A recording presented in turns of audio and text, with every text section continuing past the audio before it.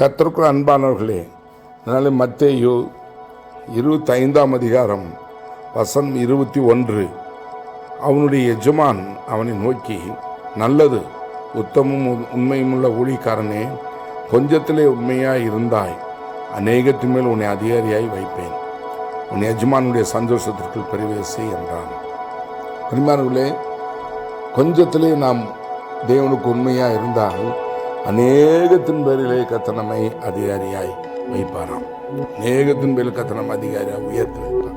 ஆண்டவர் கொடுத்ததில்லை, ஆண்டவர் எதிர்பார்த்திருக்கிற காரியங்கள்ல, ஆண்டவர் நமக்கு கொடுத்த காரியங்கள்ல நாம் உண்மையாக இருக்கும்போது, அது வேதம் சொல்றது கொஞ்சத்துல கொஞ்சம் ஆண்டவர் கொடுப்பாராம். முதல்ல கொஞ்சத்துல உண்மையா இருங்க, கொஞ்சத்துல உண்மையா இருந்து பாருங்க, கர்த்தர் அதிகமாய் கொடுப்பாராம், அதிகமாய் கொடுப்பார். அப்படியே கர்த்தர் செய்வாராம். எனக்கு ஆரம்பத்தில் கொஞ்சம் சம்பளம் வந்தது, அதுல தசம காணிக்கை ஆண்டவர் கொடுத்தேன். நான் கர்த்தர் கிருபையினால இன்றைக்கு இதுவரையிலும் 40 வருடத்திற்கு மேலாக நான் கொடுத்து கொண்டே இருக்கிறேன். அந்த தசம காணிக்கை கொடுத்து கொண்டே வருகிறேன். அந்த ஆரம்பத்தில் கொஞ்சம் பணம் வந்துச்சு, அதில் நான் கொடுத்தேன் காணிக்க. கர்த்தர் என்னை படிப்படியாக உயர்த்தி மேலே ஆசீர்வதித்தார்.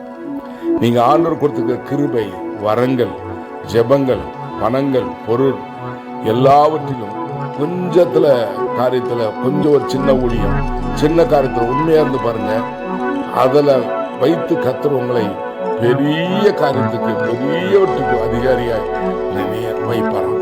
கொஞ்சம் உண்மையா இருந்தாலும் அநேகத்தின் பேரில் அநேக காரியங்களை, அநேக ஆசீர்வாதங்கள், அநேக நன்மைகளை கொடுத்து உங்களை ஆஸ்வதிப்பாராம். ஆகவே கர்த்தருக்காக இன்றைக்கு ஒரு பொருத்தனை பண்ணுங்க. நான் கொஞ்சத்துல உண்மையா இருப்பேன். ஒரு 10 பேர் எனக்கு சபையில் இருக்கிறாங்க, நான் உண்மையா இருப்பேன். எனக்கு இவ்வளவு நேரம் தான் இருக்கு, நான் கர்த்தருக்கு நான் சரியான நேரத்தை கொடுப்பேன். எனக்கு இவ்வளவு பணம் வருமானம் நான் சரியா கர்த்தருக்காக கொடுப்பேன்.